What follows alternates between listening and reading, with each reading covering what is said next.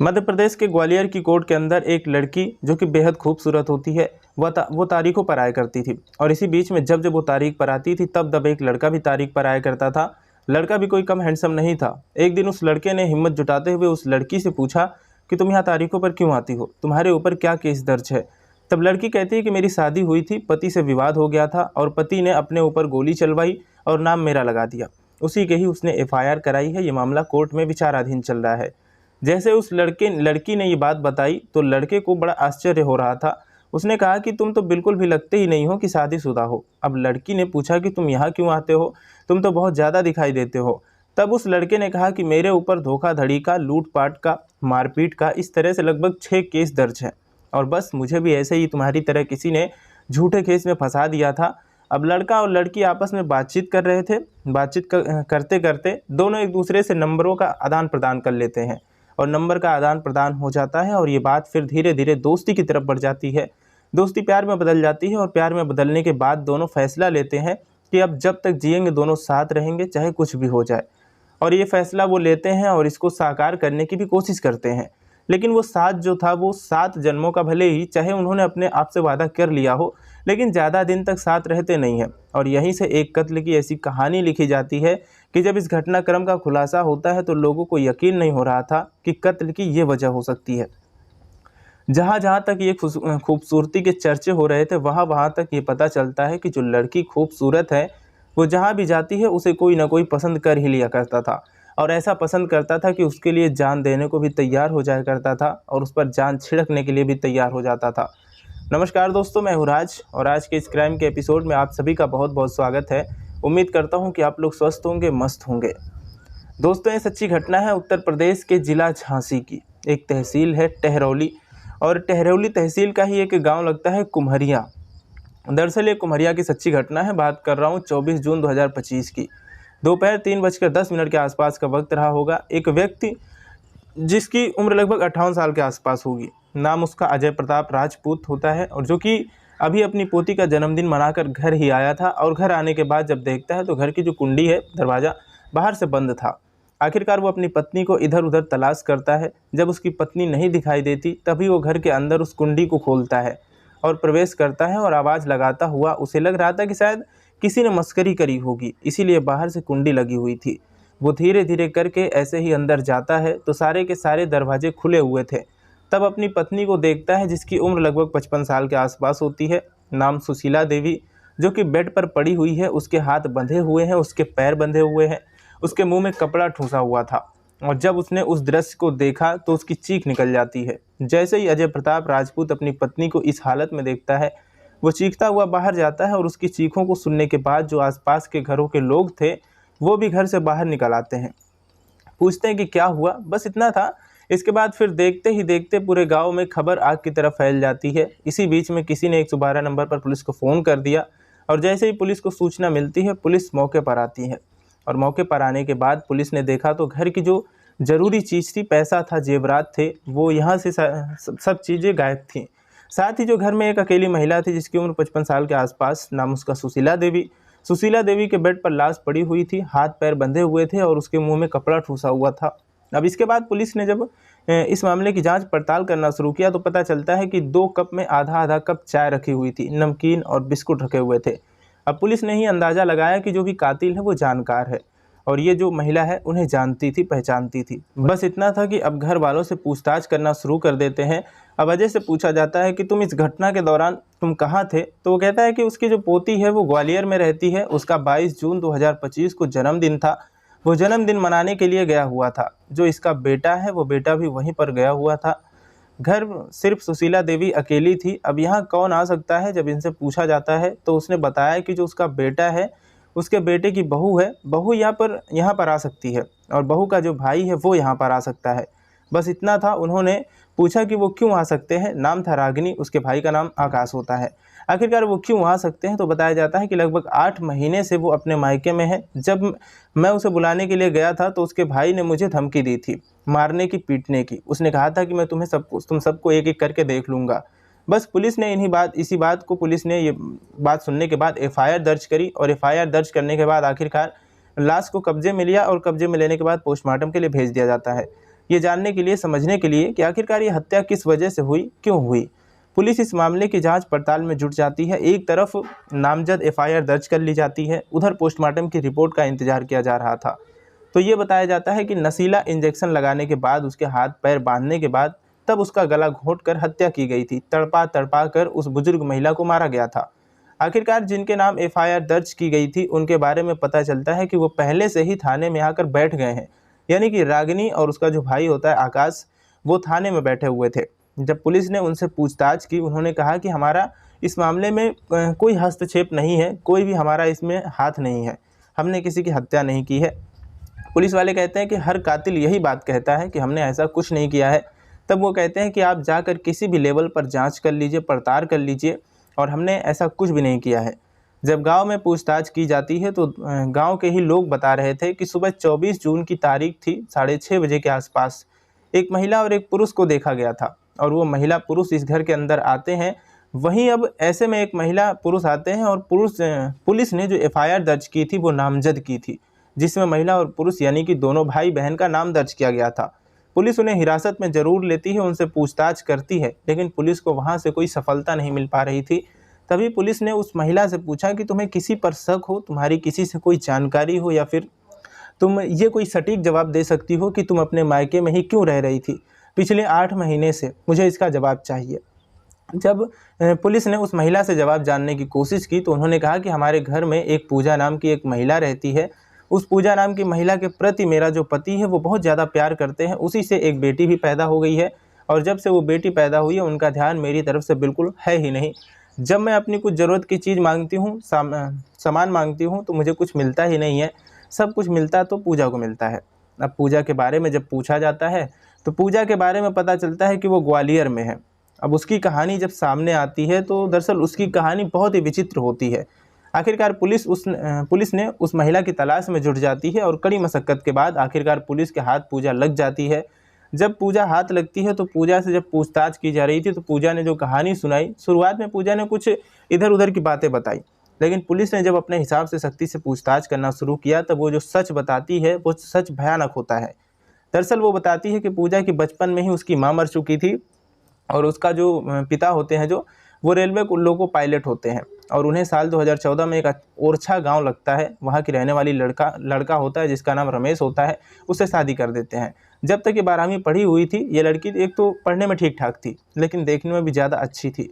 उसके नैन नुक्स बहुत अच्छे थे, इसलिए कोई भी उस पर मोहित हो जाया करता था, और वो अपने पति से कुछ डिमांड ज़्यादा करती थी। जब डिमांड करती थी पैसों की, साज श्रृंगार की, तो उसका पति कहता था कि मेरे पास इतने पैसे नहीं हैं, और इसी बात को देखते हुए दोनों के बीच में विवाद शुरू हो जाता है। विवाद कुछ इतना बढ़ जाता है कि आए दिन रमेश और पत्नी पूजा के साथ मारपीट कर दिया करता था, और मारपीट जब लगातार बढ़ती है तो इसी बीच में रमेश पर किसी ने गोली चला दी। रमेश उसमें बच तो जाता है, लेकिन बचने के बावजूद घायल हो जाता है। वो सीधा पुलिस के पास जाता है और पुलिस से जाकर कहता है कि मेरे ऊपर जो गोली चलाई है दरअसल वो किसी और ने नहीं बल्कि उसी की पत्नी ने चलवाई है। पुलिस इस मामले को गंभीरता से ले लेती है, एफआईआर दर्ज करती है, इस महिला को गिरफ्तार करके जेल भेज देती है। इस महिला को जमानत मिल जाती है, लेकिन मामला अब कोर्ट में चला जाता है। इसीलिए कोर्ट में तारीखों पर जाया करती थी, और जब तारीख पर जाया करती थी तो इसी बीच में यहाँ तारीख पर एक लड़का आया करता था। वो देखने में अच्छा खासा हैंडसम होता है, नाम उसका कल्याण राजपूत होता है। कल्याण राजपूत और ये लड़की जब आपस में एक दूसरे से देखते हैं तभी दोनों ने बातचीत करने का सिलसिला शुरू किया। तो उस लड़के ने पूछा कि तुम यहाँ क्यों? तो उसने बताया कि मेरे परिवार ने ही मुझ पर जो है आरोप लगाया है कि मैंने उस पर गोली चलवाई है। हालांकि वो अपने आप को निर्दोष साबित करने की लगातार कोशिश करती थी। तब उस लड़की ने उस लड़के से पूछा कल्याण राजपूत से कि तुम किस आरोप में हो? तो वो बताता है कि उस पर आरोप है, लूट का आरोप है, मारपीट का आरोप है, धोखाधड़ी का आरोप है। इस तरह से उस पर लगभग 6 केस दर्ज है। जब उस लड़के से पूछा जाता है कि तुम कहाँ रहते हो, तो बताता है कि वो झांसी का एक तहसील है टहरौली, और टहरौली का ही एक गांव लगता है कुम्हरिया, वो वहाँ का रहने वाला है। दोनों की दोस्ती हो जाती है, दोस्ती प्यार में बदल जाती है, और प्यार में बदलने के बाद दोनों एक दूसरे के साथ रहने लगते हैं। महानगर में एक किराए के कमरा ले लिया जाता है, और वहाँ दोनों ऐसे रह रहे थे जैसे पति और पत्नी। और इस तरह से रहते रहते इन्हें 6 साल का वक्त बीत जाता है। 6 साल का वक्त जरूर बीता था, लेकिन उनकी कोई औलाद नहीं हुई थी, ना ही उन्हें कोई बच्चा पैदा करने की शायद कोशिश की गई होगी, इसलिए उनका बच्चा भी नहीं होता है, और वो दोनों साथ साथ ही रहते चले जाते हैं।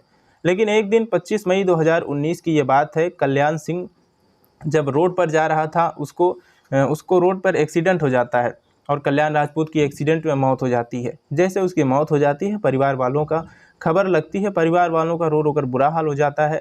पूजा अब करे तो क्या करे, पहले ही बचपन में उसकी माँ मर चुकी है, पिता भी मर चुके हैं, ऐसे में जाए तो कहाँ जाए। तब उसने फैसला लिया कि वो अपनी बहन जो कि ग्वालियर में ही रहती है उसके पास जाती है, उसके पास रहने लगती है। जब कल्याण राजपूत की मौत होती है तो 13 दिन बाद जब आरएसटी होती है तो वो आरएसटी में गांव चली जाती है। और जब गांव जाती है तो गांव में हर कोई चर्चा कर रहा था कि ये लड़की कौन है। तभी परिवार वाले कहते हैं कि कल्याण दरअसल इसी के साथ रहता था, इसका नाम पूजा है। अब पूजा के बारे में जब पता किया जाता है, माँ नहीं है, बाप नहीं है, तभी घर वाले कहते हैं कि जिसमें एक जेठ है उसका यानी कि कल्याण का बड़ा भाई संतोष होता है और उसका पिता होता है अजय प्रताप राजपूत। वो कहते हैं कि अगर तुम्हें कोई ऐतराज़ ना हो पिता पूजा, तो तुम हमारे घर पर रह सकती हो, हमारे साथ रह सकती हो, तुम्हारी ना माँ है, तुम्हारा ना बाप है, तुम कहाँ रहोगी, कहाँ परेशान होगी। जैसे ही पूजा को ये ऑफ़र मिलता है, पूजा तुरंत तैयार हो जाती है। पूजा ने 12वीं तक की पढ़ाई की थी और जैसे ही घर वालों को ये बात पता चलती है तो पूजा का सबसे पहले एडमिशन बिजना डिग्री कॉलेज में, और जैसे ही बिजना डिग्री कॉलेज में एडमिशन कराया जाता है तो उसकी बहू कम और इस घर की बेटी की तरह ज़्यादा देखा करते थे। और वो स्कूल जाती थी, आती थी। अब सब कुछ ठीक चल रहा था, लेकिन कोई नहीं जानता था कि संतोष उस पर मोहित हो जाता है, उसको प्यार करने लगता है और उसके बाद उसके बहुत करीब आ जाता है। इतना करीब आ जाता है कि दोनों के फिजिकल रिलेशन भी बनने शुरू हो जाते हैं। लेकिन जो इसका होने वाला ससुर था, जो अजय था, अजय भी कहीं ना कहीं उसको जो है पसंद करता था और इतना पसंद करता था कि उसकी हर बात मानता था। और धीरे धीरे करके वक्त ऐसे बीत जाता है। 22 जून 2022 की बात है, एक बेटी को जन्म देती है और यह दावा किया जाता है कि वो बेटी संतोष राजपूत की थी, यानी कि कल्याण का जो बड़ा भाई है संतोष राजपूत, उसी की ये बेटी है। आखिरकार वक्त और आगे बढ़ता है और इसी बीच में जो इसकी पत्नी होती है, जो पत्नी उसकी रागिनी, वो स्वीकार कर लेती है, क्योंकि वो जानते हुए भी कि उसका पति इसके साथ अवैध संबंध है, उससे बच्ची भी पैदा हो चुकी है, इसीलिए उसे कोई ऐतराज़ नहीं था। लेकिन वक्त जैसे जैसे आगे बढ़ रहा था, रागिनी के प्रति उसका पति संतोष का प्रभाव कम हो रहा था। वो उसके पास कम जाता था, लेकिन पूजा के पास ज़्यादा जाना होता था। पूजा की हर बात मानता था, पूजा की हर ख्वाहिशें वो पूरी किया करता था। ऐसे ही एक दिन घर में झगड़ा हो जाता है। ये जून 2024 की बात है। जब झगड़ा हो जाता है तो ये वहाँ से नाराज़ होकर अपने घर चली जाती है मायके। उसे जब बुलाने की कोशिश की जाती है तो उसने कहा कि मैं तभी आऊँगी जब आधी ज़मीन मेरे नाम कर दी जाएगी और मंगलसूत्र का पूरा मुझे लाभ मिलेगा। ये जब घर वालों ने कहा कि वो जब घर में रहती है तो उसे भी बराबर का ही अगर हिस्सा मिल जाए तो उसमें ऐतराज़ क्या है। जैसे ही ये बात पूजा ने सुनी, पूजा ने कहा कि अगर आप लोगों को कोई ऐतराज़ ना हो तो मुझे ज़मीन जो कल्याण के नाम की थी वो मुझे दे दो, मैं ग्वालियर में रहकर अपने बच्चे की जो है भरण पोषण करूँगी, वहीं पर कोई बिजनेस व्यापार कर लूँगी, और ये तुम यहाँ पे आराम से अपने परिवार के साथ रहना और तुम्हारा झगड़ा भी ख़त्म हो जाएंगे। जैसे ही पूजा ने यह डिमांड की, संतोष भी तैयार हो जाता है और जो उसका ससुर था अजय, वो भी तैयार हो जाता है। कहते हैं हमें कोई दिक्कत नहीं है, लेकिन सुशीला तैयार नहीं होती। सुशीला साफ साफ इनकार कर देती है कि वो ज़मीन का एक टुकड़ा भी नहीं देगी, इसलिए जैसे ही रहना है वैसे रहो, लेकिन ज़मीन बिल्कुल नहीं मिलेगी। अब ऐसी स्थिति में उसे लगता है कि मेरे पास एक ज़मीन आ जाएगी, सब कुछ लाभ मिल जाएगा, लेकिन सुशीला इसमें आड़े आ रही थी। तभी उसने एक प्लान बनाया, हत्या का प्लान। इसलिए 22 जून को उसकी बेटी का जन्मदिन होता है। 22 जून को वो ग्वालियर चली जाती है। मई 2025 में ग्वालियर में रहना शुरू कर देती है। अपने जेठ से कहती है कि बेटी का जन्मदिन है, आप आ जाओ, और वो ससुर से भी यही बात कहती है कि बेटी का जन्मदिन है, आप भी आ जाओ। ये दोनों वहाँ चले जाते हैं। घर में सास अकेली रह जाती है, जो संतोष की बहू थी रागिनी, वो अपनी दरअसल मायके में रह रही थी। इसी बीच मौका मिल जाता है और ये अपनी बहन से कहती है, जिसका नाम कामिनी उर्फ कमला होता है, उससे कहती है कि अगर तुम जाकर मेरी सास की हत्या कर दोगी तो जो ज़मीन होगी, उस ज़मीन का आधा पैसा जो होगा वो मैं तुम्हें दे दूंगी। इसलिए उसकी बहन उस बर्थडे पार्टी में आई, लेकिन मौका पाते ही वहाँ से निकलते हैं। और दोनों निकलने के बाद कमला अपने प्रेमी के साथ, जो उसका प्रेमी होता है अनिल के साथ, सीधा पहुँचती है। लगभग 145 किलोमीटर का सफ़र तय करते हैं और सीधा उस टहरौली के कुम्हरिया गाँव में पहुँच जाते हैं। जब वहाँ जाते हैं तो पता चलता है कि जो सास है वो पशुओं के लिए चारे का इंतजाम कर रही थी। सुबह सुबह की बात थी। आखिरकार कमला उर्फ कामनी तो घर पे इंतज़ार कर रही थी, लेकिन जो उसका प्रेमी होता है अनिल, वो उसे ढूंढता सीधे घेर तक पहुंच जाता है और जाकर कहता है कि मौसी जी, हम तो आपसे मिलने के लिए आए हैं, आप यहाँ पर हो।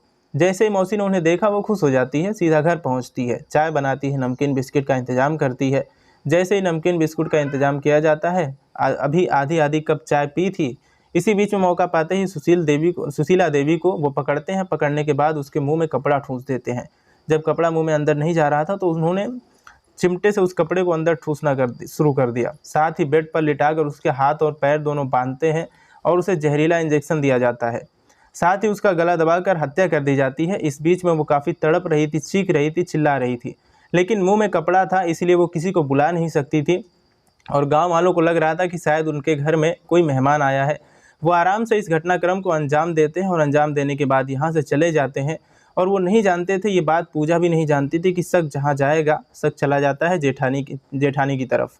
पुलिस उस जेठानी के पास जब जाती है तो जेठानी आखिरकार खुद ही थाने पहुंच जाती है। लेकिन पुलिस का जो शक जाता है पूजा पर, वो इसलिए जाता है कि सब के सब लोग, पूरे रिश्तेदार तो पहुंच जाते हैं उस अंतिम संस्कार में, लेकिन पूजा ग्वालियर में अपनी सास के अंतिम संस्कार में नहीं पहुंची थी। तभी पुलिस को कहीं ना कहीं पूजा खटकने लगती है और जब पूजा से पूछताछ की जाती है, शक्ति से बातचीत की जाती है, तो आखिरकार पूजा सारा सच उगल देती है। हालांकि इसमें नई कहानी ज़रूर बनाई जाती है और नई कहानी जो कमला उर्फ कामनी होती है वो इस पूजा के ससुर पर ही इल्ज़ाम लगा देती है। वो कहती है कि पूजा का उसके ससुर का जो है अवैध संबंध है और अवैध संबंध होने की वजह से इन्होंने ही मुझसे ये हत्या करवाई कि तुम मेरी पत्नी का हत्या कर दो और मैं पूजा को अपने साथ अपनी ज़िंदगी बिताने लगूंगा। जब ये बात उसने सुनी तो पुलिस को उसको भी गिरफ्तार किया था, अजय को, लेकिन अजय ने साफ साफ जब कहा कि मैं उसको एक बच्ची की तरह, बेटी की तरह लगाव रखता था उससे, इसका मतलब ये नहीं कि मेरे उसके साथ अवैध संबंध थे।